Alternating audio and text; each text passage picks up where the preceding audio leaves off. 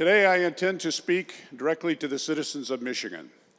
And as a precaution, I have provided copies of my speech to all the media, lest I again be censored.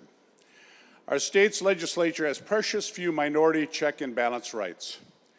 In Michigan, the majority accrues near complete power to suppress the minority. The majority sets the agendas, appoints the committee chairs who have complete control over the committees, determines what votes are to be taken up on the floor, and much, much more. The minority, however, is limited to very few technical maneuvers. But importantly, they can speak to and create a formal record to expose their concerns about particular bills and legislative mischief. Without this transparency from the minority, the public is denied the legislative backstory. The Senate is considered the upper and more deliberative body. Thus, senators have always been accorded in their no-vote explanations without question, as long as they don't personally attack individual members, mostly unfettered latitude in their choice of content, and the all-important ability to explain and inform the public without time constraint why they voted no on a particular bill or bills. For example, the Democrats, when in the minority, would at times speak 20, 30, or 40 minutes, drift far afield from the original bill, and took the opportunity to impugn the motives of the majority relentlessly. I recall very rarely any times when minority members' speeches were curtailed. To refresh my memory, last week I looked up a sitting member here on the other side of the aisle and randomly selected one of their no-vote explanations. I provided media copies from the Senate Journal that I am about to read, and I quote, "Now, though, when that access and perceived power are reduced, we get statement after statement of feigned outrage. Where was this outrage from the majority for Flint, where an entire community was poisoned and at least 2 generations left to feel the aftermath of that poisoning? While some here were prattling on ad nauseum about the lost decade, you created the lost generation of Flint babies with your silence. Where was your outrage during the educational crisis with Buena Vista, Inkster, Detroit, Benton Harbor?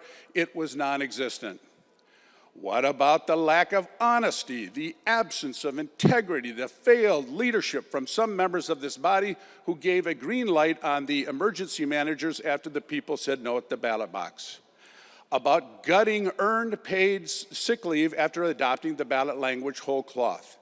How can we trust this body? How can the citizens of Michigan trust this body?" This is a Democrat no-vote explanation.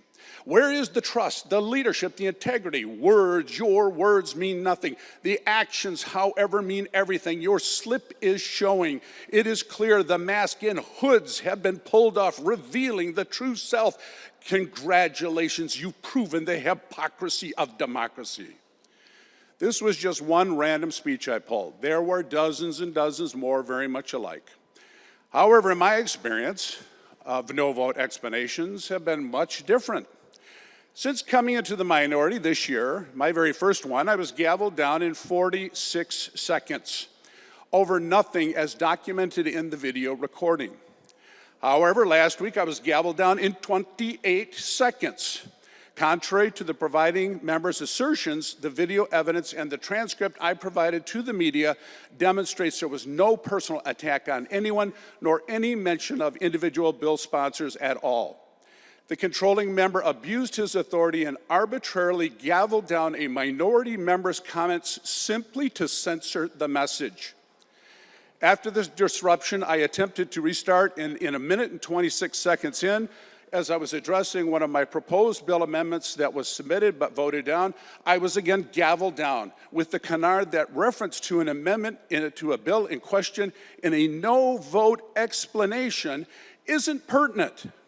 If this is a new position of the Democrats that reference to no vote to bill amendments are no longer pertinent or permissible for discussion in a no-vote comment and shall in future be censored, then there is no comment we can make conceivably that is safe from the censor in a no-vote explanation.